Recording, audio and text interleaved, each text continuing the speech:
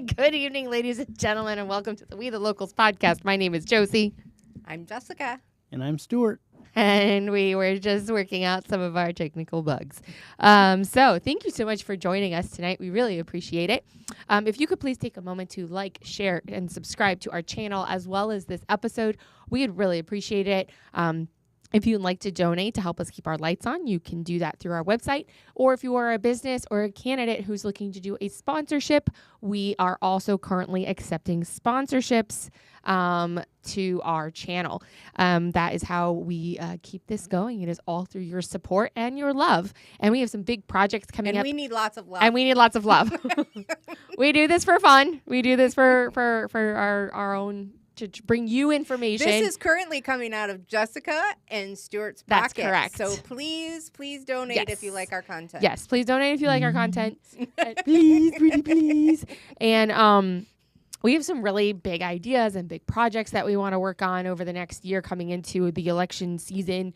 And we could really use your support in order to do those. So stay tuned for details on that, as well as, how you can get involved. You can feel free to reach out to us to ask us any questions, or if you'd like to help us keep this going, we'd really appreciate it. So yeah, that's my intro. If you could share it, send it out, maybe send a notification to some of your friends or precinct people in your world or your enemies. Maybe there's someone you think should hear what we have to say, or you just want to torture them for an hour and a half. No, I'm just kidding. Anybody who's interested in running for office. Yeah, anyone who's interested in running for office. Or somebody you know that, like, you want to run for office. That's a good one. You're like, you would be good at this. You should listen to these ladies yap. Yep, exactly. and gentlemen over here. Sometimes. Yeah. I point like people can see him. He doesn't go on camera, but he's over here on my right. Over here. Okay, so I promised that I would give a shout out. Today is my daughter Noah Bell's 9th birthday. Happy birthday, Noah. And happy birthday, Noah. And many might ask why I'm here, not with her, but we have a lot of stuff planned for her. The girl's been celebrating her birthday for a few days already with different various family members and stuff. We have a bunch of stuff planned for her this weekend. As I was leaving, though, to come tonight, I gave her a hug and said, I'll see you later. And she's like, okay. I said, I'm going to give you a shout out. She's like, okay, are you going to tell my birth story, Mommy? I said I'd give a very, very sanitized version of the birth story. Basically, Noah, the reason Noah's birth story is especially unique is so all three of our kids were born at home with midwives. But Noah decided that the world just could not wait to have her join it and came before the midwife arrived. So it was a very dramatic entrance, which follows her personality. And she, so she arrived about 5 to 8 minutes before the midwife arrived. And it was very, very good because we had the midwife on the phone with us as we were like narrating what was going on. And so when she came, the midwife goes, 11:56 baby born. And I 11:56 at night. And I was like, oh my gosh, thank God someone was looking at the timer. We would have had no idea. Like we would have picked like what day she was born on. So she was born on May 15th. At 11:56, and I was like, "Oh, someone's paying attention. That's good," because we were not. So shout out to Noah for her birthday. She's 9 and she's fabulous. Aww. So yeah, happy 9's birthday. a big one. It is. It's that little cusp before you get to be like the double digits and the hormones kicking in, and the salt. This all the time. We raised 3 girls, and everybody used to say, oh, terrible twos. When you have girls, they don't mention, like, they are terrors from the ages of 6 to 16. Oh, goody. Right. It's like finally, like, when my kids got to be about 16, I was like, oh, I like you again. Just in time for them to leave. Yeah, exactly. Bye. Exactly. So, all right. Well, we have a jam-packed show tonight. There is a lot going on already because we thought we would be able to shift focus by this point and talk about election stuff and things like that. But our state legislatures have not been able to do the one freaking job they were elected to do, which was to pass a balanced budget. Literally says, and I've said this before, but if you're new to watching us, it literally says in our state constitution that the job of the legislators is to pass a balanced budget during session. That's it. That's it. Not pass 3,000 bills, not go, play backslapping games up in Tallahassee, not to do any of the shenanigans that they have done for this last session. And they have, for the first time, I don't think this has ever happened, and at least in the last 20 years, that they haven't been able to pass a balanced budget. We have a supermajority.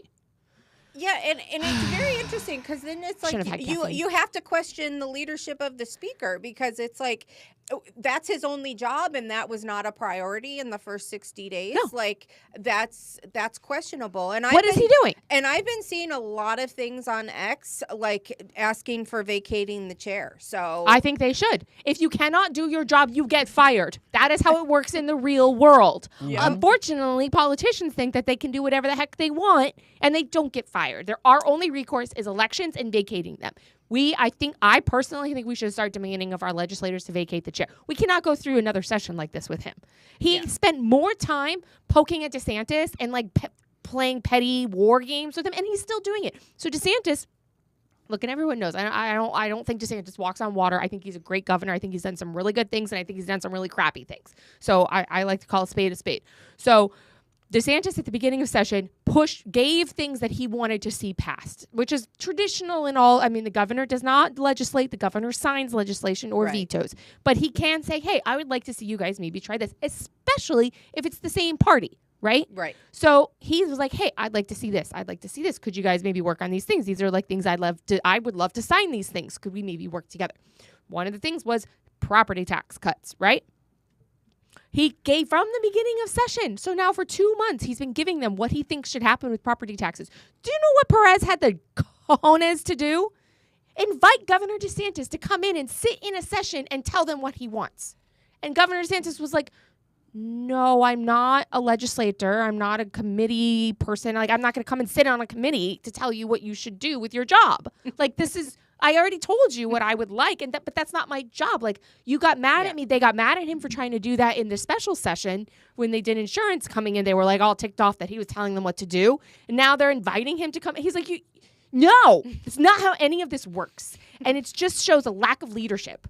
Seriously, and a lack of care for the people, because if we don't get a budget signed, so not only do they have to pass it, then it has to go to the governor's office and he can redline items and he can sign it. Once it has to be signed and implemented by July 1st or the state shuts down. Yep. And we get no funding. The state shuts down. So government shutdown, which is a big deal in a big state like ours. Oh, yeah. Like, so many things. Well, I'm a little ranty tonight. Yeah, I had some caffeine. It's so interesting because it's like you said, like they only have one job. So why aren't they doing it? Why wasn't that the focus? And also, it's like you can tell the political plays. Like you can see the political plays. It's just they're playing. Yeah, it's all politics. Yeah. And I understand it's politics, but when your games affect my life so significantly. And this was my issue with DeSantis, was right after he got reelected in 22, he basically, almost all the legislation that he pushed for in that next session was all to pad his presidential resume, which ticks me off a lot because I don't want you to play politics with my life. Like our lives here in Florida are not to pad your presidential resume. You need to be doing things for the good of the people and again, going back to my big theme of the year, which is governing for the people, on behalf of the people and for the people, not governing for your resume. And the thing of it is that of all the times in the world, people are paying the closest attention ever to legislative sessions. And I saw this tweet post, this X post, and I was like, yeah, this is very true. So for Florida to kind of fall apart at this stage of the game when everybody is watching, it sets us up for us to lose in the midterms because people are going to be so frustrated that they are going to vote for an alternative because now it looks like Republicans can't get stuff done.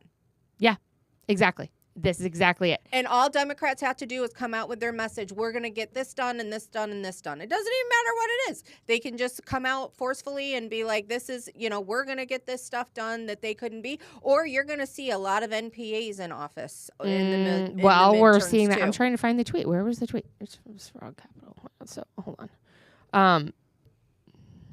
And from because it made a real. I was like, yes. And from my understanding, they picked the speaker like 2 years in advance. That's what I've heard. So they already have the other speaker lined up, and I've heard he's not that great either. I don't know who it is, but that's the rumor on the street. If you've had 2 years to prepare to lead, yeah, why wasn't this done? Why wasn't this a priority? And the things that got passed were not. It wasn't really insurance. And no, we didn't get any insurance bills passed. We got no tax relief passed. Well, I mean, we don't know yet because the budget hasn't been passed. I will say, the one good thing was fluoride. Yeah. Fluoride was banned. Yep. Signed today. Yep. So good job. Yep. Yay. We'll give you that. We got it. Like I said, call a spade a spade.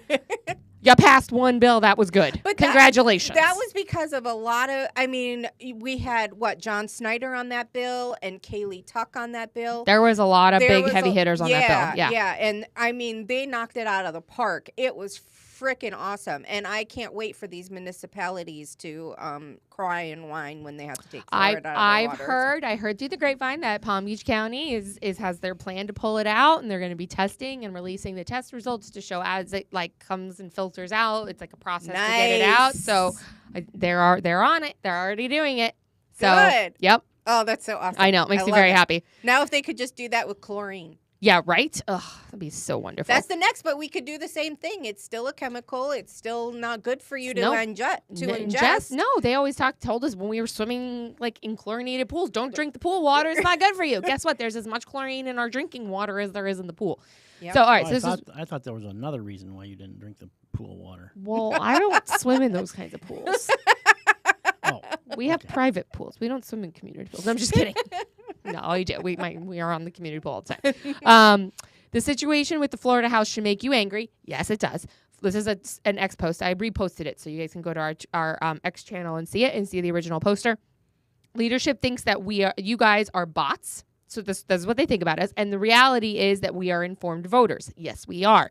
So to Jessica's point earlier that this is the most probably watched legislative session, but the reps rely on uninformed voters. Yes. And we are not uninformed anymore. And so they think that we're all bots because we're yelling at Perez saying, we don't like what you're doing. And so he's saying that we're bots. I'm really ticked. I'm so mad. This is the one thing I do not like about politicians, and this is how you can really tell if somebody's a politician or if they're really for the people. And that is when they are able to take self-reflection. Yeah. Let me stop and look at this and see what I can do differently to get a better result. And I will say, to give Trump the credit, for sure. I know, I was listening to, I don't always listen to Ben Shapiro because his voice kind of, and then when he gets on, and then he gets on this rants, and today he's yammering on about how Secretary Kennedy was saying in a hearing, someone brought up that Secretary Kennedy claimed that the measles vaccines haven't been tested for safety and have aborted fetal cells in them and all of these things. And Secretary Kennedy saying this is true. And the guy's yelling at him. So then Shapiro's like, it's not true. It's not true. Because his wife's a doctor. And so he's in that medical. And this is a side rabbit trail rant real quick. Literally 3 minutes before he said this, he was talking about how he took the COVID vaccine because he was told blah, blah, blah, blah, blah. Come to find out, none of that's true. And I'll be like, excuse me, bro. The same people that told you the COVID vaccine was safe and effective and going to slow the spread and all these things are the same people telling you that the measles vaccine was tested for safety correctly, which it was tested for safety, but not against a placebo. But that's a whole other thing. Anyway, like I said, I'm a little ranty tonight. When I was in Michigan, I was part of an organization that was called Educate Before You Vaccinate. I remember that one. And my youngest just turned, 22. So this was at least, 20 years. It was more than 20 years ago. And so I used to care, and I have a flyer somewhere. I used to scan it and send it to people, but it gave all of the ingredients and what those ingredients did. And so, and then to your point, Secretary Kennedy was saying that there's really no testing because of all the things that COVID did, is it really shined a light on how this process happens. Yep. And a lot of people don't understand, like smallpox, I think was like 35 years. Polio was like 35 years of testing and trial and error and all of that kind of stuff. And a lot of studies before it was released and to then the they public. did long-term studies. Exactly. And they're, like you're in, like mumps and, things of that nature. Like there's some that went through some very scrutined testing and procedures. And then all of a sudden, when Big Pharma got Big Pharma, all of those safety protocols and stuff went out the window because they could just say this is a pandemic, this could well, what be a they did is pandemic. they said that they couldn't, and this is a complete rabbit trail. We totally did not plan on talking about this tonight, but here we are. What they said was, and this is not a medical podcast or any type of thing for YouTube, and also we're not giving medical advice, but this is just information. You go look it up yourself. What they said was they couldn't test them against placebo. So most of the time when we take drugs, and I think everyone assumes that testing means against a double-blind placebo test. Vaccines are not tested in double-blind placebo tests. They're tested against another vaccine. So one person gets an actual vaccine, so like let's say a polio vaccine, and the other person gets the measles vaccine that's being tested. So they're not doing it against a double-blind. So that person, and there's so many variables on how someone reacts to a medication or a vaccine or something like that. That person could have had a reaction to a polio vaccine that would have then negated someone else's reaction to the measles vaccine and said, oh, well, it caused the same amount of reactions. So it's all good. Yeah. But, well, then, no. No, that's not how medicine, that's not how science, that's not how any of this works. They skew the results to be able to get the outcome that they want. Right, and then there's definitely not any long-term testing. I think for measles vaccine, I think it was 8 weeks. Yeah, like that crazy. They followed the vaccinated to see. It might be longer than that, so don't quote me on that, but I'm pretty sure it's not. Anyway, why did I start talking There's about a lot of work that needs to be done in this area that we Yes. could be working on a state legislator along with the budget instead of taking another hiatus off. I mean, we could have done more exemptions, which would have been phenomenal. Yeah. Like we don't have because exemptions. now the state session isn't going to come back until after Memorial Day. Yep. And so here's a question. I don't know the answer to this. So if anybody out there knows, I'd appreciate a drop in the super chat or Rumble rant, which I forgot. I knew there was one more thing I forgot to do at the opening of the show. If you'd like to support us with the super chat or Rumble rant, we would love to hear from you. Obviously, you can drop us a comment without a donation. Either way, we like to hear what you guys have to say. It helps us engage more, and we want to make sure that we're answering your questions. But what I was going to say was, I was going to ask, if session is continuing, does that mean any of the other bills can just continue being processed? Or is it, no, those are ended, it's just an extended session just for the budget? So will they continue That's a good question. working on other bills? But I would think that they could. It's a question for Joe LaFauci, I think. Because they're there. LaFauci, if you're listening. He's on a plane. Psh, didn't he just have a birthday? Yeah, yesterday. Happy birthday, LaFauci.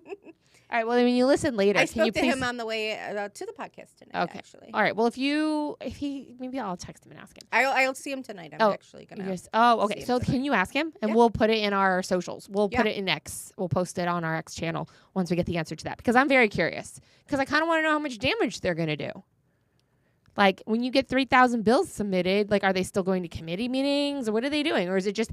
Because really and truly, if their only thing is to pass a budget, what are they doing all day, every day? Like, how many times can you go through the same conversation? I don't understand. I don't understand. This is redonkulous. Redonkulous. It's crazy talk. It's crazy talk. That's a better word. It's cuckoo bananas. Cuckoo bananas. Cuckoo bananas. I need that on a shirt. It's cuckoo bananas. We the locals. That's like don't get dead. Yeah, don't get dead. Don't get dead. It's cuckoo bananas. It's gonna be mine. It's cuckoo bananas. Love it. Yeah. So those are the so I was gonna bring up those things specifically. And then there was one other thing that I had noted that I thought was interesting as I was scrolling through X that I wanted to bring to everyone's attention. So Senator Ashley Moody, she was appointed to the Senate by Governor DeSantis to take Marco Rubio's spot when he moved up. And so she posted today, and I haven't looked into this too deeply, but I'm going to do a little bit, but I found it interesting. It says, on behalf of Florida's citrus industry, thank you, Secretary Kennedy. Since I took office around 100 days ago, I have been fighting for Florida's citrus industry through my Defending Domestic Orange Juice Production Act. And during GOP Help Today, we got a commitment that will help our growers. This is a major step in cutting bureaucratic red tape and modernizing standards to protect Florida citrus growers. Let's save the Florida orange, which I love because I have heard different places in different areas that there is that it's declining, that like the growers are starting to sell because financials and different things. And, you know, everyone wants land to build. And with the Live Local Act, they can sell it and build, and builders can build. Right. Pretty much anywhere. So they're less restricted than they were before. So I'm very curious. I'll look into that and let you guys know more about it later this week. So again, you should be following us on X because we're getting real active there. It's getting spicy on X, let me tell you. And speaking of, our links didn't post to X right now for some reason. So let me fix that. So. All right. You fix that. I'll keep talking. I'll just keep ranting. What else should I rant about, guys? I'm just kidding. They're not coming back till after Memorial Day. So we'll see what happens if they are able to get that budget signed. I think essentially, I think the hang up is a lot of the tax cuts conversation. Well, that was the difference between the budget. You know, it was like, how were they gonna? They were like, what, $50 billion apart between the House and the. $5. Was it $5 billion? I thought $5 billion. Okay, whatever. This sounds better than what I said. I don't think the budget is $50 billion, is it? No, yeah, you're right. That's a big number. This is what happened when I'm trying to do two things at the same time. Just stop doing that. Anyway, they were off and by a lot. By a lot. And the main difference was how they were going to handle the tax cuts, because I think the Senate wanted to do property. No, the Senate didn't necessarily want to do property. I think the Senate wanted to do more structured, permanent tax cuts on clothing over $75, permanent tax cuts. So right now we get a lot of tax holidays, and I think they wanted to make some of those tax holidays more permanent. Because those are things that the tax holidays are on items that Floridian families purchase.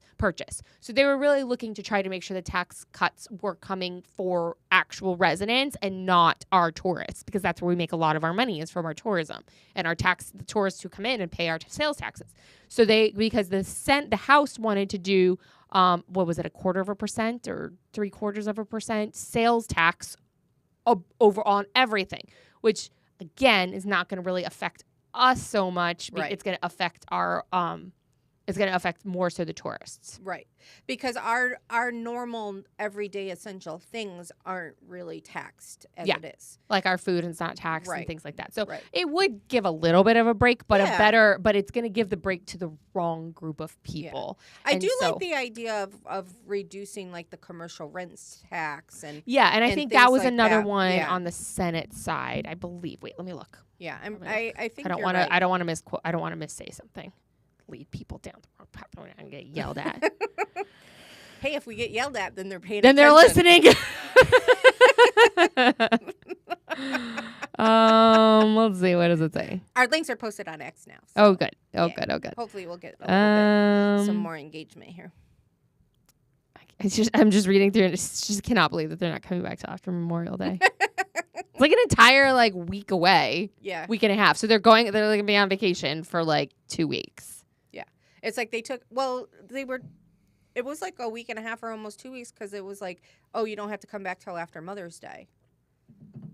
They went back and they did nothing. Right. They went back for a day, not even a day. And they okay, we're dismissed.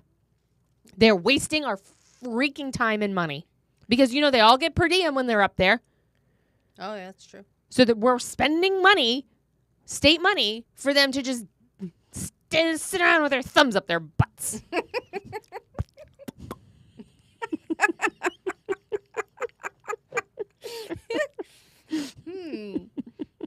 Sorry. Maybe they like that kind of sort of thing.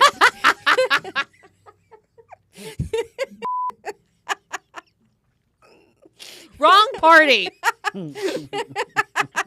Gosh. Okay, I can't remember. I don't remember. I saw it was like in a few. There's a bunch of messages. There's too many things. Goodness. This pause comes to you by.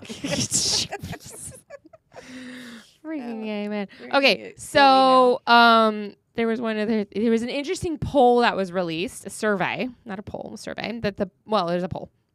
Found that DeSantis has a 54% approval rating in Florida, and Trump has a 51%. So 54 versus 51. There is a 49-43 split on right track, wrong track numbers for Florida. And then, that was another one that was not passed, that DeSantis is going to veto the free kill bill, which is jackpot justice that strikes him as being like winning the lottery. It would cause malpractice insurance premiums to skyrocket, and the folks that we talked to universally said that. That one's a bit controversial. I was a little confused on this one. Because I actually heard a little bit about that one. So what happens is that only the person that has like something happened to them is allowed to sue for malpractice. So like if something happens to your husband or your daughter, you can't sue for malpractice On their behalf. What if they die from the malpractice? You can't. That's not cool. So this bill would have changed that. Yes, it would have. But he says he's going to veto it. It would have extended to extended family. So currently I can't do that. My understanding is no, you can't. Oh, I didn't know that. So there's no like survival benefits type thing. So I do see his point though is but it would increase malpractice insurance. It would increase, and that means it would increase premiums, and then physicians' decisions to move to Florida or become a physician in Florida and having good quality physician care, which would then having bad quality physician care then leads to more malpractice than this downward It's kind spiral. of like a double-edged sword, though, because it's like, oh, if you kill somebody, there's no, recourse. There's really no recourse unless. Well, and what is it? 3%, the third leading cause of death in the country is. Well, it's always been in the top 5. Yeah, I'm pretty sure it's the third is medical malpractice, and everyone's like, oh, listen to the doctors. Sorry. And I'm like, no. I've worked for doctors. I did too. Once you start to work that's why for I worked for an OB/GYN, and that's why I decided to have home births. Yeah. I'm like, once you start, once you understand how that, swampy swamp is swampy, you quickly want to get out. I literally heard her on the phone say, well, if the mother does not progress faster, then put her in for a C-section because I have patience. And in that moment, it was before I was married, it was before I was considering having kids. Yeah. In that moment, I was like, nope. Yeah. Not me, sister today. Nope. They tried to make me get a C-section with my youngest, and I refused. I was Look, if you have to have a C-section, if you have to have a C-section because it's medically necessary, absolutely, we have that in place. All of those things. This was not medically necessary. Her literal reasoning was, it's messing up my day. Yeah. I'm like, find out why she's not coming out. I'm in labor. I'm pushing. Find out. Well, come to find out, her head had slipped just above the amniotic sac. Ooh. And so what happened is it created like a bubble. So all they needed to do was like. And they were going to give you a C-section for that. Yep. I was like, find out why she's not coming out, and then I'll let you know if you can do that. I think if I would have been in the hospital with my first one, there's a good chance they would have, because her head was tilted when she went into the birth canal, and I had to go through all kinds of different things to get her out. She did come out, but the point is they wouldn't have let me do that if I had been in the hospital, most likely. Exactly. Anyway, this is not a medical podcast. Sorry, guys. All right. So while you're, should we anything else on the state house, or should we shift to local? I don't think I have anything on state actually. So. All right. So before I was just gonna say on Boca. Boca got spicy over the last couple weeks. We currently have 3 people filed to run for mayor, which is Fran Knockless, Andy Thompson, and Bernie Korn. And then we have 2 people filed to run for seat A, which is Kristen Ritchie and Bernie Korn. We had one more person file for that seat, but then she withdrew it in the last couple of days. So as of right now. And then we have Mark Wigder is filed to run for seat B, which is his current seat. Yep. I don't think he has a challenger at the moment, last time I checked, which was yesterday. And then Bob Weinroth has filed to run for seat D, which is Andy's seat, but is not going to be on the March ballot unless Andy vacates it early enough to be put on the ballot. Otherwise, that election will be held after. We'll have to have either a special election or it'll get put on the August ballot. I'm not sure which one will happen there. And so he currently is running unopposed, but I have heard some rumors about who might run against him. I don't want to say anything in public lines. I don't know. Not things I'm supporting, but not anyone I'm supporting. But and I did check about Boca too. They haven't done anything regarding their budget yet, so I don't have any updates as far as that goes because we will be talking budgets and stuff tonight a little bit. So, I know that they just finished the strategic planning, so then they'll probably go into budget soon. Yeah. So all right, that's all I got on Boca. Yeah. So I have a few updates around the county. Some spicy things going on that people need to be paying attention to. First and foremost, as I do want to say, like Josie and I talked about last episode that we were going to be taking a slight hiatus for 3 episodes. So the last one in June and July. During that time, I'm going to actually start diving into West Palm Beach, I think. I'm going to start diving in and getting some more information about what's going on there because that mayor's race and there's a couple seats that I think are going to be getting a lot of attention, and I think we need to pay attention there. So I'm going to be talking with some people in West Palm Beach and kind of add that to our slate of people to talk about or cities to talk about because we kind of focus on the big ones, and that's usually in our neck of the woods. That's one of the biggest. It is the biggest. It one, is the biggest one. So I want to make sure that we're spreading a light on that. And that's the one with the strongest mayor. Yes. So it's a very strong mayor, which is very interesting for a city that size. Yes. So and it's a very powerful position, that mayorship. And there's a lot of things going in West Palm Beach, like we've talked about, the Wall Street of the South and all of that kind of stuff. So I think it's going to be very important to pay attention to come this fall and next year. So I'm just letting everybody know I'm going to start making that a little bit of a focus and get a little bit more educated on West Palm Beach. Educated. So if you know anybody I should talk to or, or have any insights, please reach out to me. I'd love to hear from you. I also have a question for our audience, and you can let us know. We'd love to hear from you on this. We focus mostly, pretty much solely on local, state level down politics. And we're asked all the time by candidates or supporters because Congress is such a shiny thing to look at and discuss. Whether we would have it's more sexy. We would have a congressional candidate on or talk about congressional issues or anything like that. And we've had a pretty hard stance against it, just because there's plenty of podcasts out there that talk about national politics ad nauseum. Mm-hmm. And so we just want to be focusing on what our mission is here. That being said, coming up in the 26th cycle, there are 2 seats that are going to be very interesting to watch that I think the nation will be looking at, which is CD23 for sure, which is currently held by Jared Moskowitz, and then CD22, which is held by Lois Frankel. And it's still early, so there's a lot of pieces, and I won't get into the details because that's not our focus, but we have been asked and we have been discussing maybe doing a couple of congressional-focused episodes where we bring in some of these candidates and interview them, especially because they all live very local here. We met in the course of doing things, has been a state rep, has served in local government, and so he has a perspective so it'd still tie into kind of our mission, but on a little bit more of a broader scale. Mm-hmm. So I'd love to hear from our audience if that's something you guys would like for us to do. Maybe just like a couple that will definitely not be our focus, but for see if that's something you guys would like to hear about. Well, I think because both of those seats are held by representatives that happen to be Democrat now, is that a lot of us don't feel represented, and that there's no local ties, and they care more about the hot button issues than actually what's happening here locally. Right. And so I think it would be a good opportunity for us to be able to connect the federal level to the local level and really educate people on how it works and why it's important to know who your congressman or congresswoman is and what they can do for you here locally. And I'm going to be touching base on Delray Beach here in a little bit, and that's part of CD22. So it's like, is there going to be issues where we need to have some, congressional help, whether it be,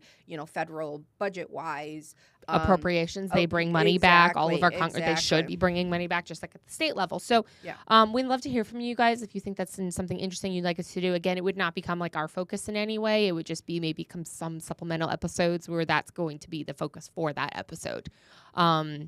So yeah, we curious. Fill up the coffers. We can do more airtime. Yeah, if we get we are happy to talk more if you give us the opportunity to. I'll just talk. No, I'm just kidding.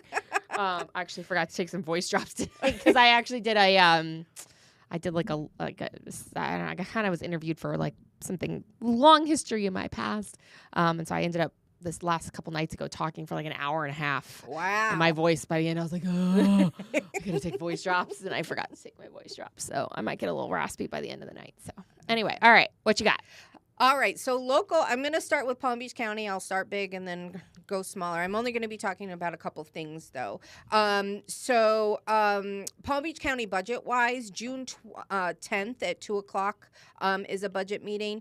By July 8th, they have to have the millage rates approved and sent over to the property appraiser. So this is like the heart of it. This is where this is kind of where the sausage gets made, so to speak. So this is where you get to talk about what's happening in the budget. And then the first public hearing is September 9th. That means the budget's done. That's not when you start talking about the budget. We've talked about this a few times, so I just want to make sure that it's too late at that point to really cause influence to be able to get the commissioners to change anything. So now is the time. And so is what's really awesome is that our clerk and comptroller, Joseph Abruzio, holds that office, and he has put our checkbook online, basically. So you can check out our expenses and revenues online at mypalmbeachclerk.com. Again, that's mypalmbeachclerk.com. If you go under departments, click finance, go to county financial information, you can search all of the financial records all the way back to I saw things from like 2018, 2019. Oh, really? But you can search by vendor, you can search by revenues, expenses, surtax, and you can download the data. So all of those budget hawks out there that are really interested and concerned about our county budget, and all, where our money is going, the clerk and comptroller has now brought that into the forefront and shined light on. He's a good clerk and comptroller. He actually really is. He really is. He's really streamlined that office. You can do so many things online. Oh, and now, like, if you get sued or if you have to pay the court for something, you can actually do payment plans. You can actually go right online and you can sign up for a payment plan. Oh, that was announced on there today too. I have a friend who's she's a family attorney, but she does like mediate. She does mediation. She also does like regular attorney divorces and all that kind of stuff. But she does a lot of mediation. And she says that our clerk, she's like, I'm always happy when I'm working in Palm Beach County courts, because if I have to go to Broward, I hate it because. And so she's like, our comptroller's awesome. And I was like, I know. She's like, he's everything. People who don't like live in that world don't really realize how good it is. Yeah. And how much he's been able to change it and make it better and streamlined and function as a better, which in the end saves us money as taxpayers. When things are working better and more streamlined and better for us, our services that we use, it ultimately does save us money. He was the first in the long run. He was the first. We were the first county to invest in Israel bonds. Yeah, and we've made a crap ton of money. Yeah, yeah, like a lot of money, like $160 million. Yeah, well, and there was other investments that he's done for us as well that's contributed to that. So that's it's just. Good things are happening there. So on that note, go ahead. So they are in the process of hiring a new county administrator because Virginia Baker is set for her retirement. She's like now, right? At the end of the month. Yeah. So okay, I thought it was May. Her last day is May 31st. So each commissioner chose a task force member, and then they have an alternate member. And so the task force met yesterday. Did you watch it? I did. Is it all men? On the task force? No. Okay. But I have a reason for asking that, and I'll get to it later. So, but there's something on that I'll talk about in just a second. Oh, goody. So they had about 98 applicants for the job. Because they did a nationwide search, right? Yes. So they put it out that, Palm Beach County is hiring a new administrator. And for the record, do you want to say how much money the job is? It's like $400,000, $420,000. That's what Virginia makes. that does not mean that our new administrator will bring. But it means it could go up to that, which is more than the president makes. Correct. Just That's true. Just putting it out there. But Virginia had been with the county for 30 years, and so there's a lot that went into her salary. Not that I'm justifying it. I'm just saying it is an opportunity for us to pay a little less for that job. If you certainly hope so. Take all of that into consideration. So after 98 applications were received, 2 or 3 just withdrew their name before they went through the next process. And then anyone that did not meet the qualifications that was set by the county commission were automatically eliminated by staff. So then the remaining applicants were voted on by the task force, but one by one. So in the task force meeting, and you can watch it on YouTube, it was on Channel 20. And so I think it was like an hour and a half, not too crazy. But I think there was like about 40 or so people. I didn't actually count them. I tried, but it went off the screen too fast. But there's about 40 or so applicants left. So they pulled up each name, each resume, and they discussed each person, and then the task force voted on each applicant. So 7 applicants are moving forward to the interview round. 7. Okay. 7. And so the next meeting on that, I believe that they're going to start doing interviews. I kind of missed the tail end of the meeting a little bit because I had to get ready to come on tonight. But I believe it's the 23rd is the next meeting that they talk about that. So the 7 applicants are Adrian Jones, Carnell Wesley, Eric Johnson, Asimi Kasala. I always get her name wrong. Isime? Yeah. Isime Calazan. I'm not even going to try. I know I can say Isime. Joseph Abruzio, Keith Clink Scales, and Patrick Rudder. Patrick made it to the top 7. Yep. Oh. So if you're familiar with the county and anything that happens there, Asimi would be a name that you may recognize. Joseph Abruzio, who is our current clerk and comptroller that Josie and I were just talking about. And then Patrick Rudder is also a county. Patrick and Asimi are both current deputy county administrators. So underneath the county administrator, there's multiple deputy county administrators who oversee other departments, all the different departments, and have different specialties. Correct. Really. So both Patrick and Ismay are deputy county administrators. Yes. And I've been with the county for a long time, both of them. Oh, yes. Yes. And so it was very interesting. So Asimi was the only female that made it to the final round. Question, and then we'll go back to that. So we know Abruzzo, we know the 3 that we recognize. The rest of them, are they out of state, out of county? Do they work for the county at all? 2 of them, I believe, are out of state, and I believe a couple of them have county ties. But they did kind of scroll through their resume pretty quick. So, and I was getting ready to pack because I'm going away this weekend. So as soon as we leave here, actually. So I wasn't able to go back and pause it and kind of go into that. Sounds like a good thing to do on the road trip. Right? Right? But it is all online. It is on the county website and things of that, so you can see, and I believe that their resumes are still up there. So you can actually click them and look and see. And, if you have a preference, don't hesitate to call your, or email your county commissioner. Yeah, and, definitely. So on and so forth. And it is a public job. I will say that with Asimi and Patrick, in my personal experience, they get the job done. They are not political by any means. I've never seen any of them do anything political. There are those who are. Right. They are not. They are not. Correct. And so, they are just very, this is the job, and they will pay attention to how the cake gets made. And make sure that it's put forth.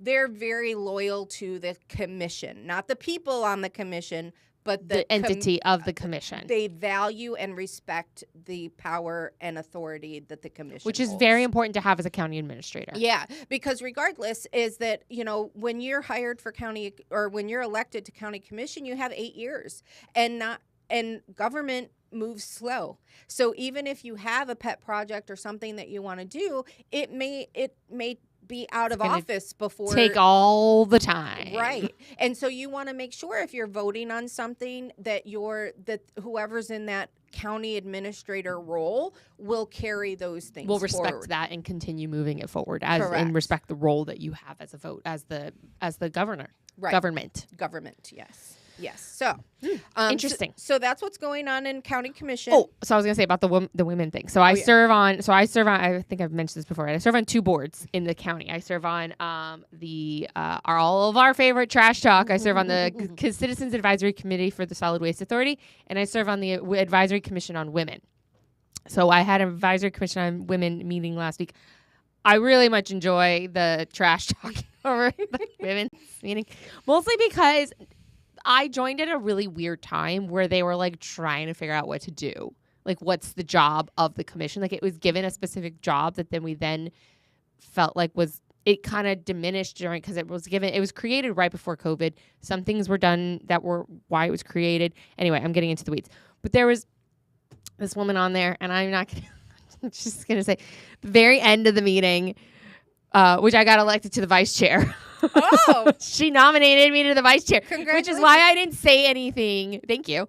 I just let her talk, and I didn't challenge because I was like, okay. So she goes, she said, I just want to point out to you all that there were no women. So she had wrong information apparently, because she said there were no women, or maybe she said there were very few women. But I think she said there were no women appointed to the selection committee. And there were 2. I know, but this is what she said. Mm-hmm. And there were no women appointed to that are being considered for candidacy for the administrative chair. That's not true either. Right. I didn't know at the time because I hadn't looked into it yet, and so I was just like, I don't think we should be putting people on anything just because they're a woman. Like, that's just not how I am. It has to be the best person for the job, man or woman, regardless. Yeah. And so she's just like going off, and as this board, we should be blah, blah, blah, making sure that the women are represented and the representation matters. And I was just like, do I say anything? Do I not say anything? Do I just wait and bide my time and not just go adversarial right away and be like, no? I didn't say, I decided it was also the meeting was dragging on. Everyone wanted to go home. And I think everyone would have been ticked if I would have been like, gotta say something. I have a question. I gotta have a question. So I didn't say anything, but I do find it interesting that, that information was not correct. Yeah, I mean, there wasn't a lot of women, I will say that, but there was. It should just be the best candidate. Yeah, there was a handful. And this is the thing, is that once you kind of work in county government and you kind of understand the process, it's not really a female-driven there's a lot of women when you're in a type of job in the county administrative pocket, like any of those jobs, it's like you get really comfortable in the job that you're doing and you don't really aspire to higher office, so to speak. It's a lot of responsibility. A lot of women are like, I don't want that. And I don't want to have to carry 2 cell phones and never have a vacation and never spend time with my family. Like, I'm good. You're on call 24 hours a day, 7 days a week, 365 days a year. Like, that's just the way that it is. I mean, and if you're out of the country or whatever and something happens. Hurricane's coming, you're coming back. Yeah, exactly. So it's like, it takes, and I'm not saying women aren't capable. I mean, Verdinia's been more than capable of being able to do the job, love her or hate her, she does the job. Yeah. So it's just very interesting when you put things into that perspective of like, oh, there's not enough women or there's not enough minorities or, whatever else. And it's kind of like, well, we really should be looking at merit and experience and the desire and drive to do the job. So the fact that like Assimi, threw her hat in, I was ecstatic because I was just like, oh, that's great. She's also very good at what she does. Yeah. Very good. Yeah. She's always been any meeting I've sat in with her in. She knows her stuff. She's very efficient. She's like, she knows her stuff. Like she would either, or she would be like, I'll find out. Yep. like, I will get back to you. Like, and she would like, come back with the information. Like, she was very efficient at what she does. And I mean, I worked with her on a few things regarding facilities and things of that nature. And I mean, very responsive, very kind, very to the point. You know, I'm not saying that, you know, I recommend her, you know, but I'm just saying that, you know, I was happy to see that she's able to, you know, that she's been picked to interview to go to the next process. So, you know, it's going to be very interesting to watch. And I think it's going to, we'll see how it all turns out. So if Abruzzo gets it, that will force a special election because he just got reelected. Correct. That'll be a special election. Oh my gosh, that's gonna be an expensive appointment because that's a county-wide with early vote. Well, I guess she doesn't have to do early voting because it's not a state. Right. Interesting. Yeah, it is. It's going to be very interesting. And the talk back and forth a little bit, you know, like Joseph Abruzzo had a lot of support. You know, actually, I actually marked down his votes. It was 5-2. Who? I didn't mark who said yes and who said no.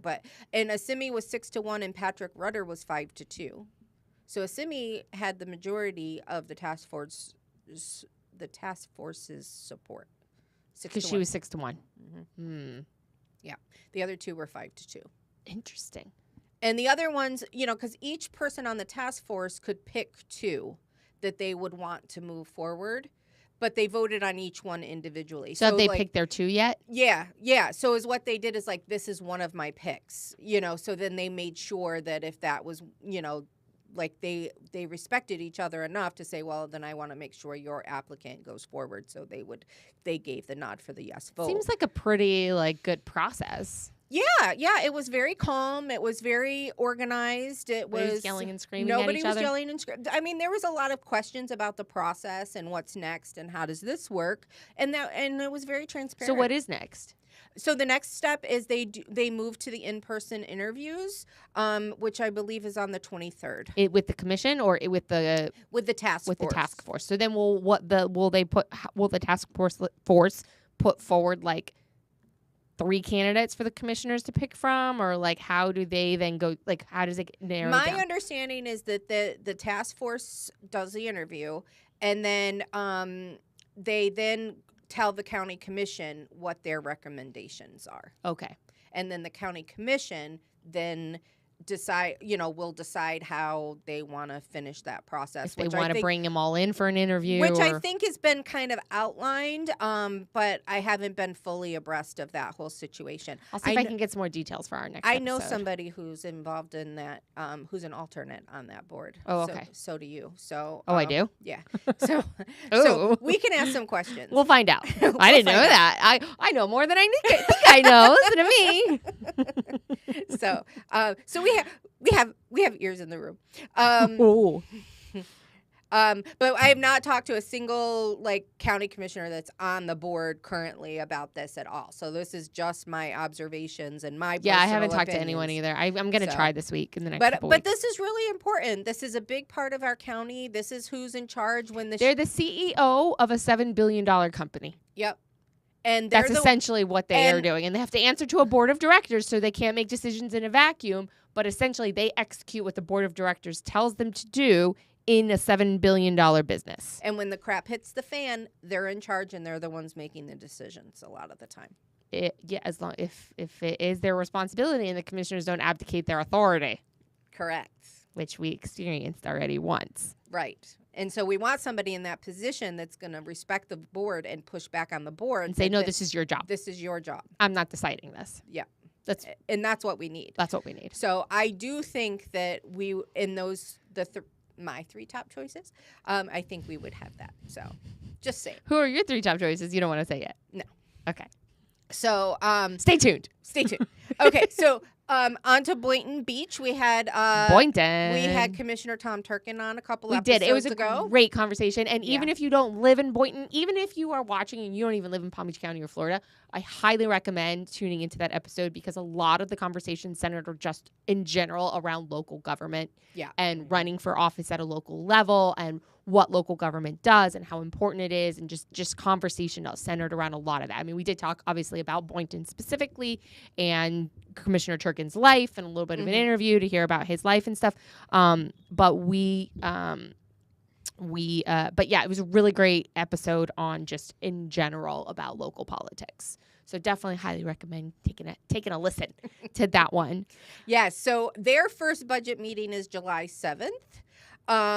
Mayor Rebecca Shelton, she actually called out the commissioners on the dais for not responding to constituents' calls. Whoa. So go, Rebecca. Whoa.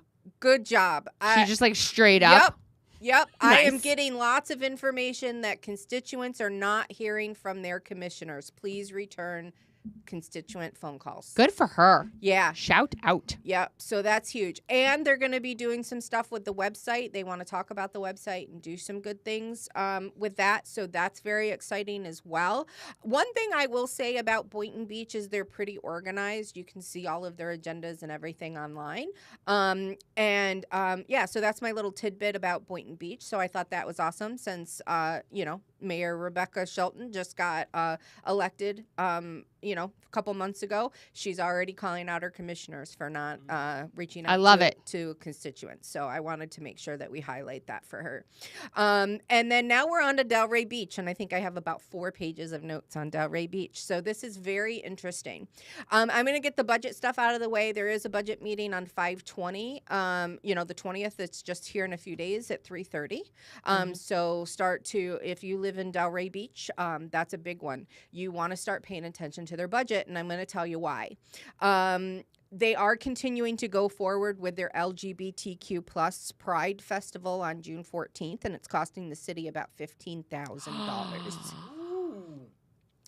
So there was and I didn't watch this commission meeting, so I just kind of heard some things, kind of scuttlebutt type stuff, and I read a couple articles that this was brought in front of the commission to talk about if they were going to do it or not. So one of the commissioners was like, well, with the rules coming down from DeSantis, they didn't want to punish the city from receiving state funds or something if they were to go ahead. DeSantis still has a red pen, and he will do this too. If someone challenges him, he can be petty like that, which good, bad, or ugly, it is what it is.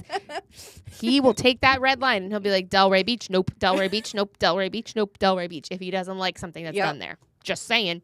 Budget's not passed yet, guys. So, and then there was another commissioner was like, well, we shouldn't be worried about things like that, and if that's something that our city wants, we shouldn't, we should be able to, do what we want. So regardless, who said these things? I have to know. So I'm going to get into that. Okay. So, spicy. So there's a lot of contention on this board, and there seems to be some infighting within management, within the administrative management and the commissioners. And so, so the LGBTQ plus thing was, kind of a huge thing. This was also the same city, I don't know if you guys remember, where the kid did the tire marks on the flag on the ground. Burnouts on the city pride flag in the middle of the city on a corner or in an intersection. Yep. He got arrested. And yes, he got arrested, and the city paid, or the city repainted it. Yes. So things to, kind of things to pay attention to. So in the last meeting, there was something that I want to bring some attention to is that there were the education and external opportunities manager spoke. What? Education and external opportunities manager. In what? So what she deals with is educational programs within the city. Okay. So she said, based on research, 3 schools in Delray are economically disadvantaged. 100% of 3 schools are economically disadvantaged. And 25% of their Delray students are English learning. 25%? Yes. So they're focusing and trying to focus on a cradle to career campaign goals, and they're looking on for money, budgets, and grants. Now, this is the thing. This is what I want to really stress. This is how woke stuff happens. Yep. Because they use these type of things to ingrain their little policies in, make it part of these programs to then indoctrinate children. And if somebody is not paying attention to what these programs are and the details of these programs, is that it creates a woke society that may not be in the city's or county's best interest. And because when you're looking for not so much state money, but federal money, and not so much probably under the Trump administration, but in Democrat administration, this is how they injected all of the LGBTQ plus phenomenon and, alphabet soup. Right. Well, I guess that's a different alphabet. Right. Yeah. So we know that Palm Beach County is a purple county, and that means several of our cities are blue. And so when you start hearing things like this, I'm like, red flag, red flag. Excuse me. Mayday. Problems. I'm like, abort. There we go. Good job, Stu. Way to be quick on the draw there. I'm not saying that that's going to happen. We're saying pay attention, folks. Exactly. I'm saying this is something, if you have school-age children in Delray Beach, you want to pay attention to what's happening right now, because they're really starting to work on out-of-school programming. And there was talk about getting more involved into trade schools and things of that nature, and not make it so educational basis as well. So I just want to make sure that people are clear that these type of things were happening. And so Mayor Carney seemed upset that they were having this discussion about interlocal agreement with the school board, and the school board wasn't there. Like they had and it wasn't the school board's fault. It was something about the meeting had been postponed, and then that didn't happen. And so they did a lot of stuff without the school board even being involved. And Commissioner Cassell was like, why are our schools failing? Like, what is going on? Like, we need answers, and we need to find out what's going on, because like if it's just because of being disadvantaged, why aren't they being educated? So it's like, so at what point is it the school's responsibility? What point is it the city's responsibility? So there's a lot of things kind of going on. I mean, ultimately, it's the parents' responsibility. And I do know there are, I should be very careful about what I'm going to say right now. I have heard from friends who are teachers, educators in certain demographics of areas where schools are, not the parents are just checked out.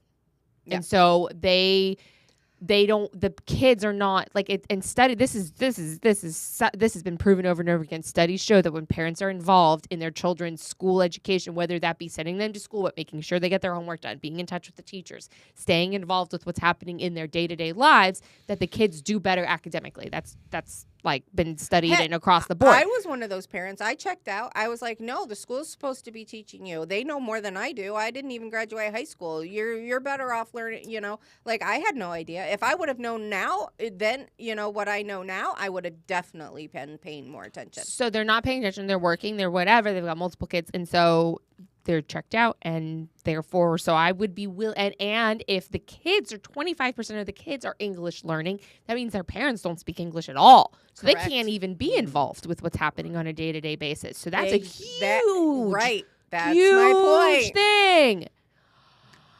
25%. Is it Spanish or Creole? I don't know. I didn't know.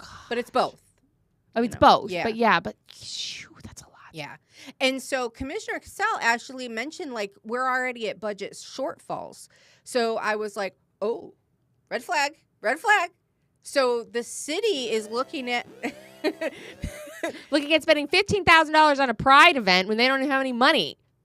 So I'm like, something is going on with the city of Delray. So all of the commissioners seem to be in agreement that they want the school board, parents, students, and teachers more involved. And so as discussions move forward, hopefully they will be able to get that participation. But I just want to, like, this is huge for Delray Beach. It's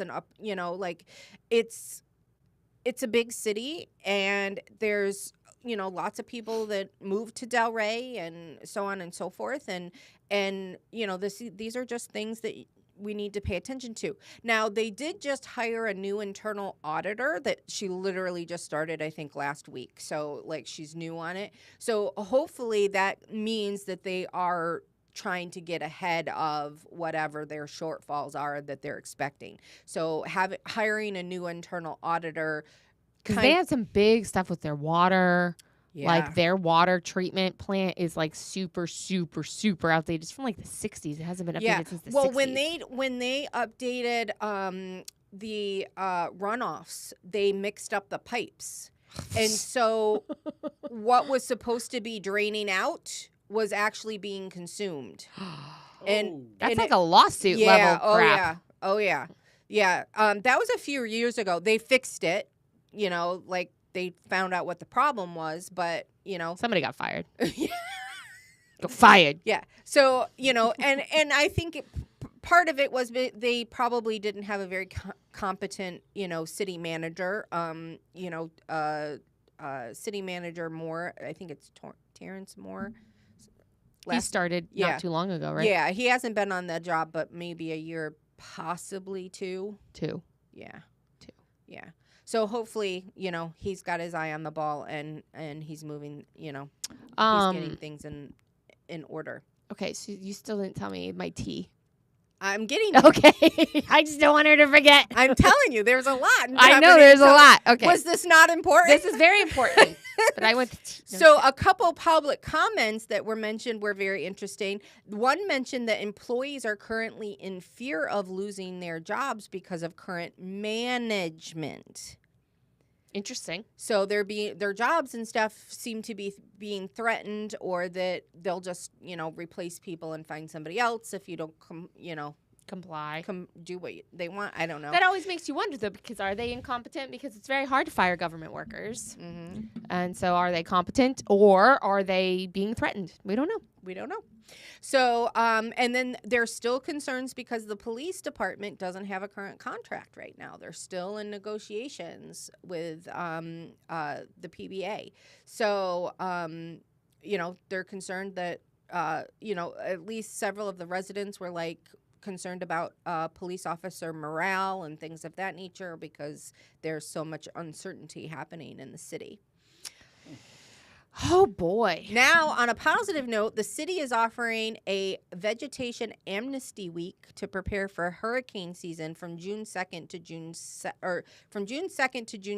to help, like I said, to prepare for hurricane season. So you can put out all of your debris and stuff during that week. There's certain zones and certain times, so be sure to look on the city website to find out. I think Boca's doing that too. But at no additional charge. They're doing an extra pickup that week.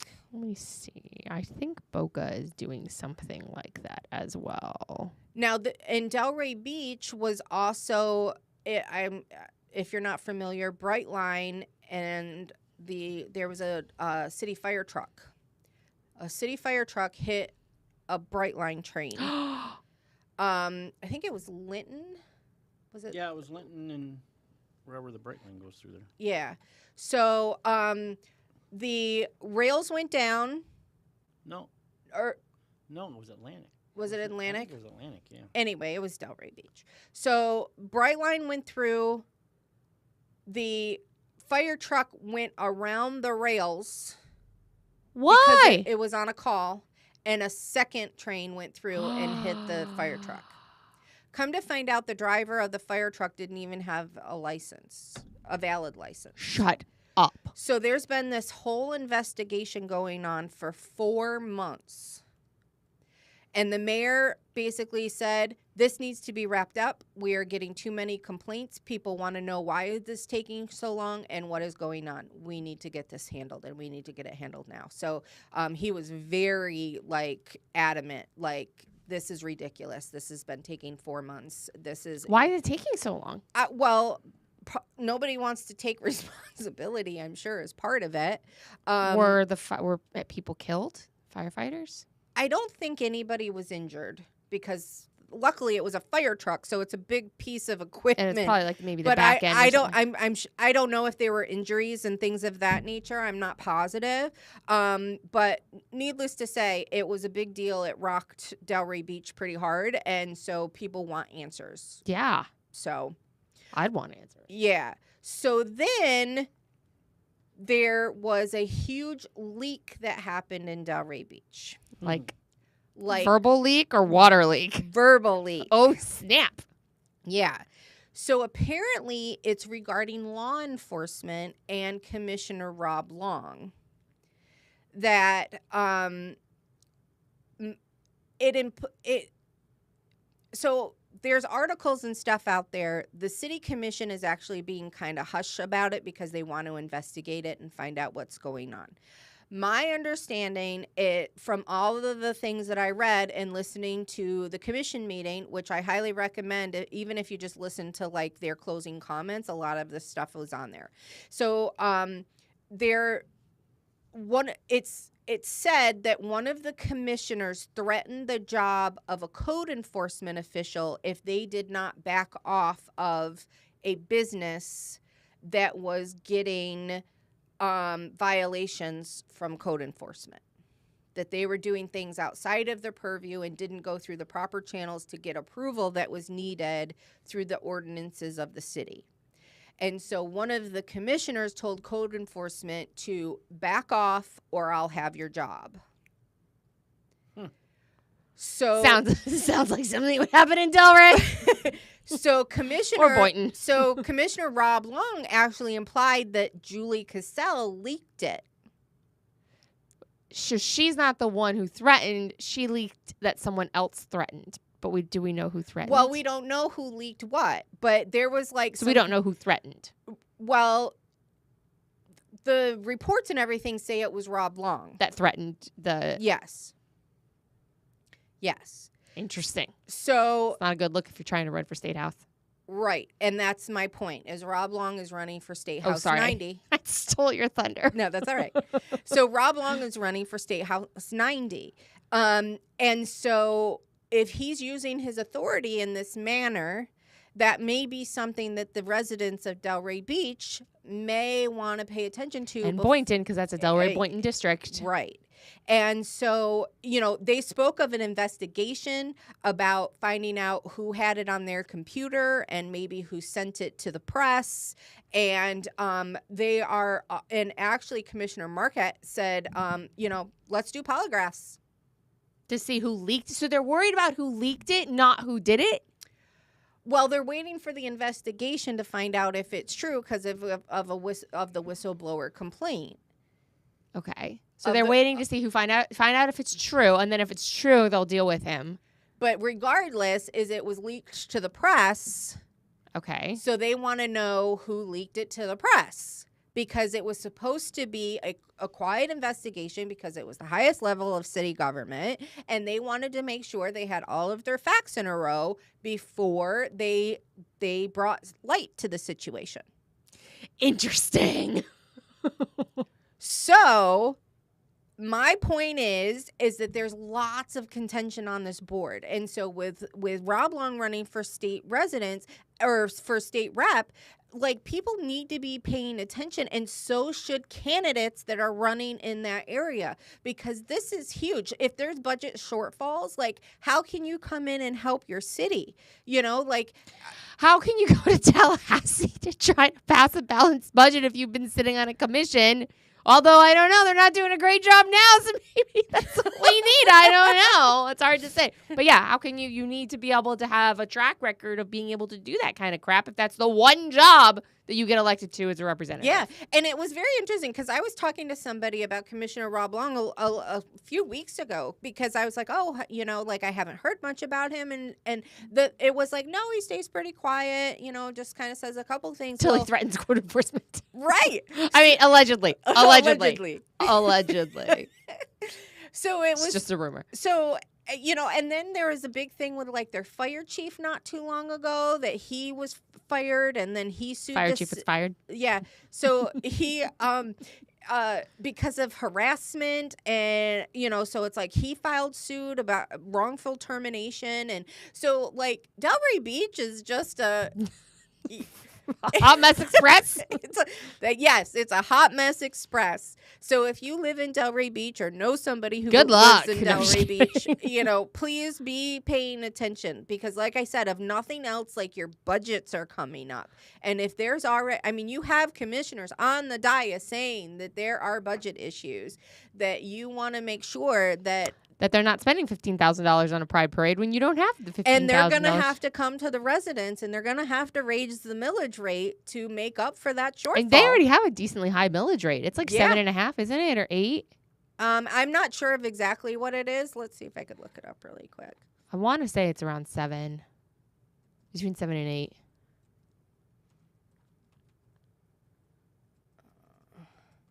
Hey, not Boca.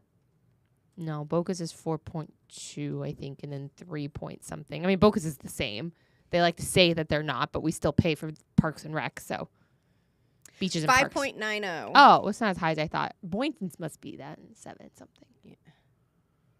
5.90. So, so the city of Boca, by the way, likes to say that we have the lowest millage rate in the Tri-City area, which is Boca, Delray, and Boynton, and that's bull crap.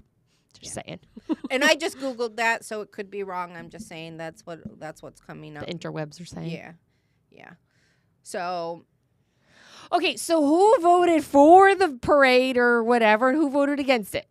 That wasn't part of the meeting that I listened to. Okay. That was based on articles and stuff that I read. And it didn't say in the article? I'm going to look it up. Yeah. I'm going to look it up. Stand by. Okay, so it was Commissioner Rob Long that said that he wasn't going to, he didn't care about what DeSantis said, so to speak, of that shouldn't be swaying our. Well, that would make sense. And Julie Cassell was like, maybe we should, talk about not having this, because I want to make sure that if we get, are looking to get state funding, our state funds don't get jeopardized because we have this parade or this festival. It's a festival, not a parade. Okay. Delray Beach's annual Pride Festival will go on, but city officers are worried about finances. All right, let's see what it says here. Community faces serious financial political trouble for its festivals and parades. Palm Beach County is starting to feel the rising temperature. Hold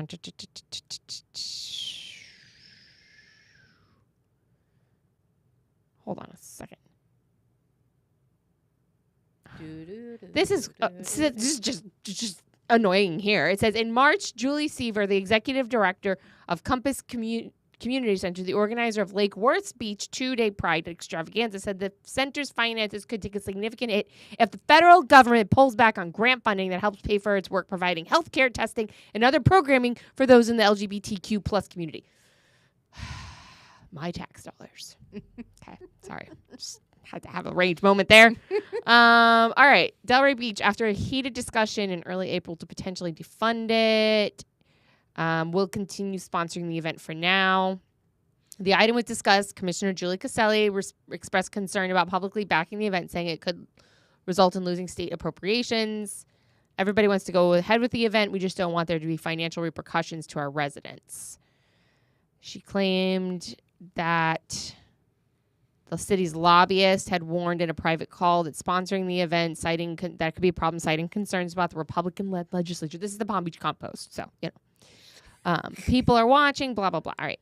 Deputy Vice Mayor Angela Burns and Deputy Vice Mayor and Vice Mayor, wow, that's a lot. Everyone's got a title, opposed defunding the event. It's hard not to see this proposal to single out this event as anything but suspicious, given the broader national and statewide political climate right now, at a time when LGBTQ plus communities are under increasing attack, Long said.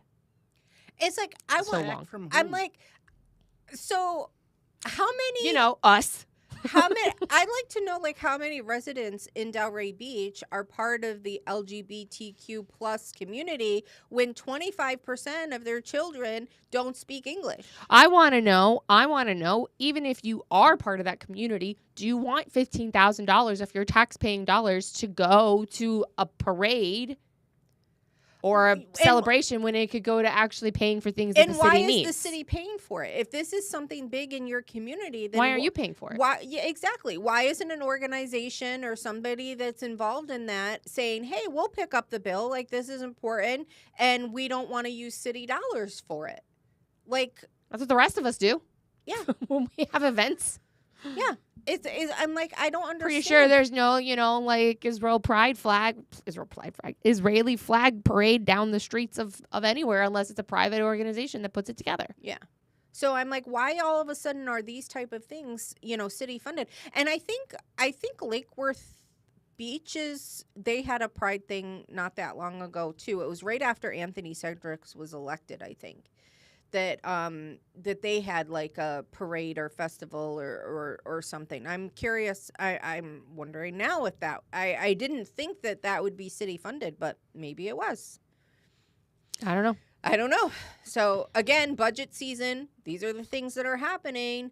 If you don't want Delray Beach paying for this next year, it still might be pulled. They said for now. It was a very ominous for now in the news article in the Palm Beach Compost. So, I mean, look, it's true. I mean, she's not wrong in being concerned that, like I said before, that Governor DeSantis could take that red pen and go, nope.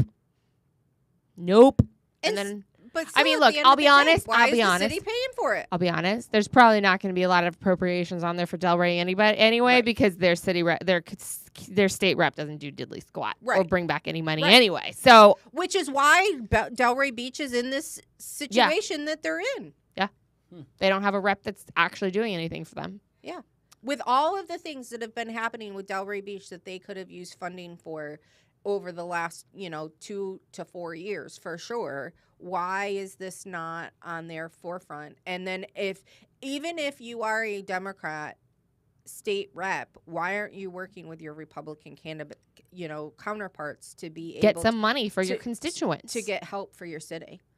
Because it's the city that he lives in, and represented at the city commission as well. Right. Golly. And that state representative is running for county commission. Yeah. I don't think he's going to get the nomination. I don't think so either. Nah, I don't. I really don't. But we'll have to watch that one. I'm curious. His opponent, I'm hearing, has a lot of money. A lot of money and a lot of support.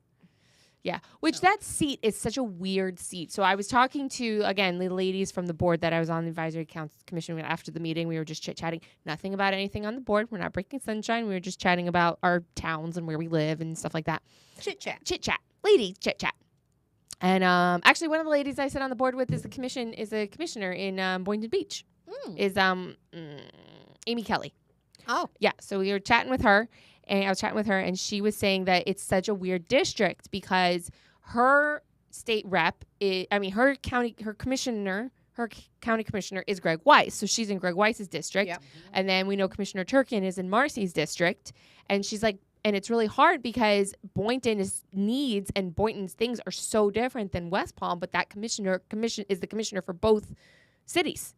And she's like, but we never get any attention from that commissioner because they focus on. This is the problem with gerrymandering right here. This is exactly it. Boynton Beach has 3 county commissioners. Yep. That overlap in their city limits.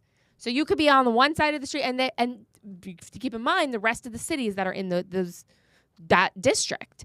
And so because she was talking about how like Marcy's the only one who's ever around to do that ever does anything for Boynton. She's like, the other commissioners don't do anything for Boynton, even though they represent Boynton. She's like, she's the only one who does anything that helps Boynton. She's like, which is a problem because the Weiss or that district is going to be focused. So now you're going to get someone who, again, same thing. Like Weiss is from West Palm. If this guy beats Joe Casello in that seat, then which is likely to happen, then you'll still have that seat represented really by West Palm. Yep. Anyway. Yep. Which I find to be interesting. Yep. Very interesting. So that's all I have for Delray. There was a lot of drama. A lot of drama. Drama. Drama for Stu. But it also shows like how everything ties in together, how your local ties into your state rep and how your state rep ties into your Congress. Because where is Lois Frankel with Delray Beach? Yeah, she's got to bring some money. Like, what is she doing? It's very true. That is District 22. Yeah, it's her district. Yeah. I don't know. That's a good question. Lady, where are you? It's like all of these issues. And I'm like, well, she definitely support the Pride Festival. Yes, she definitely would do that. We know that. But she may have paid for it. She may have been like, I'll get the money. her to pay for it. She's more worried about Trump. Yeah, well, getting Trump. That's the game up there. I do find, I wonder, so Rob Long's girlfriend, he's still with Ayala, right? Oh, I don't know. Is she still on the city? Is she still on the school board?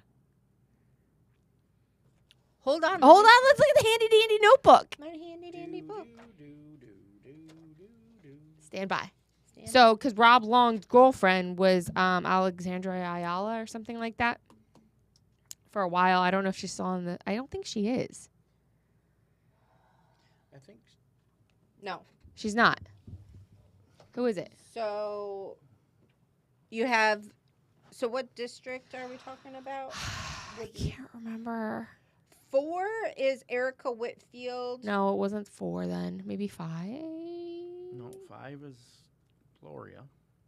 Oh yeah, that's true. 3. 3 is Karen Brill. No, it wasn't that 4 one. is Erica Whitfield. No. Marcia Andrews is 6. No. And Edwin Ferguson is 7. And Virginia Savieto is 2. It might have been 2 then. Let me look. Because there was a lot of drama during COVID because all the mask stuff. Yes, because and she didn't live in the district. Virginia Savieto school board district 2, she was unopposed and that was an open seat. Yeah, it's because she left. Yep. That's what it was. That's okay, what it was. I don't know if they're still together. I'd be very curious. Yeah. Just because for my own curiosity sake. Not really any other reason. Just because I'm nosy. Nosy Josie, they used to call me. Just kidding. No one called me that. Now they will. I'm getting a T-shirt made. No, it needs to say Cuckoo Bananas. Josie, quoted by Nosy Josie. There you go. There you go. Okay, so when's our next episode? Today's the 15th. Our next episode is June. It's our last one before our hiatus. And we don't have a guest, right? Scheduled? Not at this time. Okay, so currently, our next episode is June 5th. It'll be our last one. June 5th. Till August. Hopefully, we'll have a signed budget. Be really great if we could stop talking about the state legislature for a little while. On all levels, hopefully we'd have, at least the finalization from federal all the way down to local. Yeah. We should get a really good idea of what all of the city, county, and budgets look like. They should be wrapping up. Yeah, so we'll probably talk a lot about budgets in that one. And then, if you guys have any questions or races you want us to talk about or bills, let us know. It'll be kind of our last one to chit chat before we take our little sabbatical. So we want to make sure we answer all of your questions and all of your things, or if there's races you want us to keep an eye on. Or if you're living in a city like Delray Beach and have a lot of things that's going on that you want to have highlighted and let people know about, be sure to let us know because we're always willing. That's kind of what we want to do is bring you the information that you want to know about. In your community, and if you have that information you'd like to help us find, we got a lot to look at. So if you help us put something in front of us, we can help highlight it. And also, Josie and I do this a lot. We look into this stuff. Like I heard some things about Delray Beach last week, and I literally took a couple days, did some research, read some articles, went through the agendas, and even the city of Delray Beach, they have a search bar, so it's in their agendas. So you can type out, a keyword or whatever, and it will pull up everything with that keyword. Mm-hmm. So I pulled up budget, and so then I got all of the recent meetings that had budget information. I clicked down and it gave me to the exact point in the video where they talked about budget. Ooh, so fancy. I was able to click, and then all of a sudden it came up, our next budget meeting, we'll be talking about the budget, I think it was the 20th or whatever it was. So, you know, a lot of our cities have that. So, you know, you don't have to spend hours watching, you know, city commission or, you know, county commission. You know, it just takes a little bit to kind of research and find out what's going on. And listen to your public comments during the meetings. You know, that's a big part too, is because you'll see like constituents coming to the dais to say, hey, these are issues that we need to be talking about. And if you're a candidate, definitely. I was just about to say that. If you're a candidate or you're considering running, which, you know, we've got Delray's got seats open in March. I'm sure. Has anyone filed? You know what? I did take not a quick look peek. there, We haven't looked there yet. Yeah, so Boynton, it's a Boynton off year, but it is Boca and Delray. Well, Rob Long's seat is going to be up. Which I don't know if they number theirs or letter theirs, and they are at large seats. Let's see. Which again, if you go back into our conversation with Commissioner Turkin, we discussed having a city council or commission with at large seats versus districted seats. And it was a very, very interesting conversation, and I really appreciated his insights onto a lot of things. So if you're curious what I'm talking about when I see that, you should go back and listen to that one. Shameless plug. It was a good one. We had a good time. Let's see. What do we got? I'm not finding anything about elections on their website. Don't they have? They have to have elections. Well, yeah, but I'm looking to see like right, city it's their clerk. term. Oh, city clerk. Let me see. So while you're doing that, I'm just gonna take a personal point of privilege and give Go a for shout out. So there's this song contest. I think I talked about this last year, this time of year, right? Didn't I? Yes, I did. Eurovision. It's a little pet like. Like I think I really enjoy Eurovision. I find it hilarious and awesome. So it's like the song contest where all the bunch of countries in Europe and then a few others outside of Europe, so like Israel, Australia, participate, and they send songs to compete, and they get judged and crowned, and it's this big hoopla event. And last year, the Israeli singer. There's a lot of controversy, of course, because there's all the stuff going on in Israel with Gaza. And she went and she didn't get a great score from the judges. It was a very political decision that they made. And then because it's a combination of judges' scores and voter audience, like around the world, basically. And once the voting from around the world came in, her score would shoot, and she shot up, and I think she finished at 5th. So the singer this year, different type of voice, different type of song, equally amazing. Her name is Yuval Raphael, and she's got a crazy story because she's a survivor of the Nova Festival. She was, I think I heard that. Yeah, she was. She went into one of the bomb shelter massacre where she was in there, and she was on the phone with her dad. She'd survived the first round of gunfire, and then she was on the phone with him, and I listened to the recording of the call today, and she said, and he told her, he said, if the terrorists are still there, hang up the phone and play dead. And so she laid under dead bodies for like 8 hours to play dead and survive. She survived with 10 other people inside the bomb shelter under dead bodies for all this time. So she says, this is a crazy story. So she survives this, and then she goes on. And so in Israel, they have the way that Israel chooses, and every country chooses their song differently. It's up to them how they choose it, and they then submit it into the competition. So the way that Israel does it, sorry, I'm getting a little rambly, but the way Israel does it is they have a song competition similar to like American Idol. So it's Kol Hava, which is like the next star. And so she entered into that contest, and she won. And so she didn't go to that stage in Eurovision because of her story. She got through it through her talent. So it's like the combination of, but it inspired her. She never sung in public, like never professionally, never done anything like that. She'd never done, I think it inspired her to push her to like live her dream. Cause you know, when you're faced with that kind of thing, like your perspective in the world changes.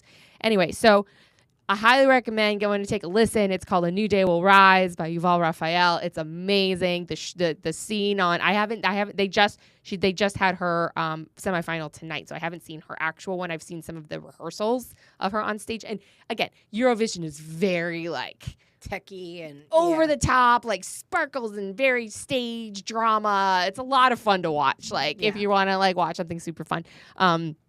It's just some of the countries do some of the craziest stuff. It's a lot of fun. So anyway, hers is beautiful. It's amazing. Go watch it.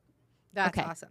So back to Delray Back Beach. to Delray Beach. Bring it back into locals. Thank you for that, Josie. You're welcome. Commercial. So Delray Beach 2 seats are up. Rob Long and Angela Burns. Oh, okay. The LGBTQIA plus supporter people.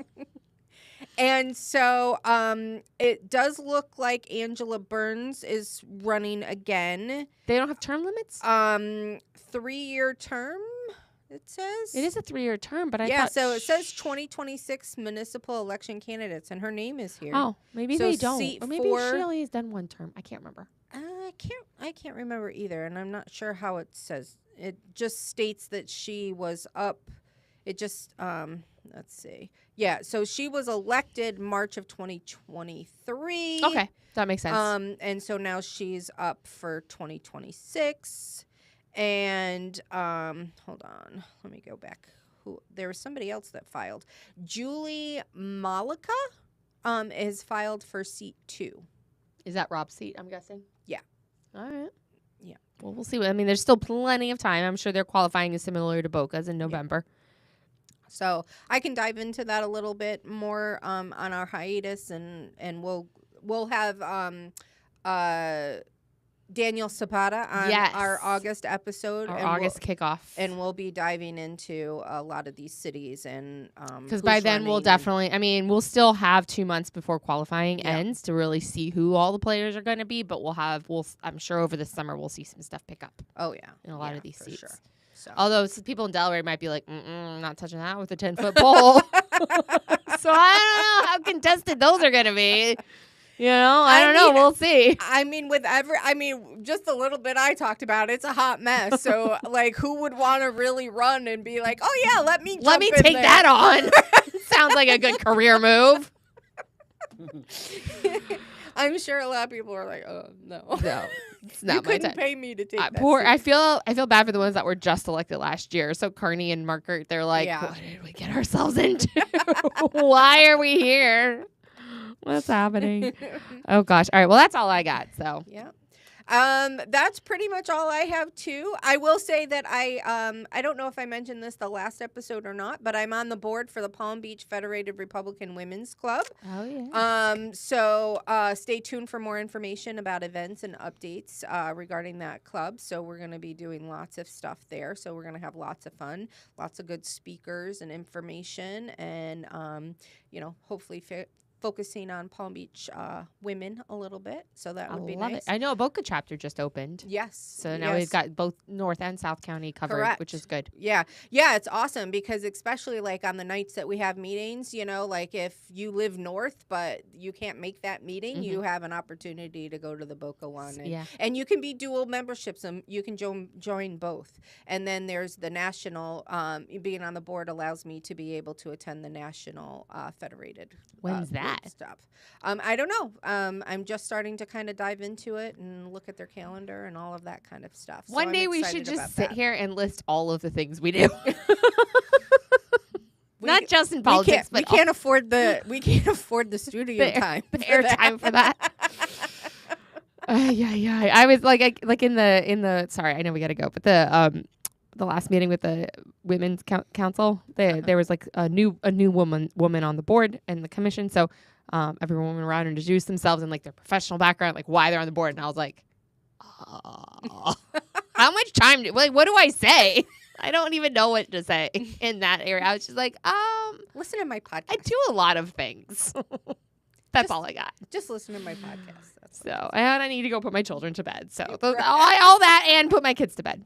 Right. No, I'm just kidding. Anyway, so thank you guys for hanging out with us. Yeah, absolutely. Be sure to check us out on Instagram at We The Locals. You can check us out on X. We're hot on X. We're trying to share and give you as much information as possible. So be sure to check out We The Locals FL on X and Facebook, We The Locals. Be sure to check us out on our website at WeTheLocalsPodcast.com. You'll find information about our sponsorship. You'll be able to subscribe to our website, and that will mean that you will get get live links when we go live. So everybody, if you subscribe to our website, you would have gotten an email at 7 o'clock with the direct links. You get the email, you just click the link and you can watch us. Listen away and then forward the email. Yeah. Oh, that'd be great. You should do that. Yeah, forward and just make sure that you don't unsubscribe. So make sure you subscribe, you get those links. And if you want to email us, you have any questions, interested in sponsorship or having Josie or I talk at one of your events or anything of that nature, we'd be happy to do that. You can email us at wethelocalsfl@gmail.com. Again, wethelocalsfl@gmail.com, and we'll be happy to answer any of your questions. Have a great night, everybody, and be sure to stay local. Bye. Bye. Bye.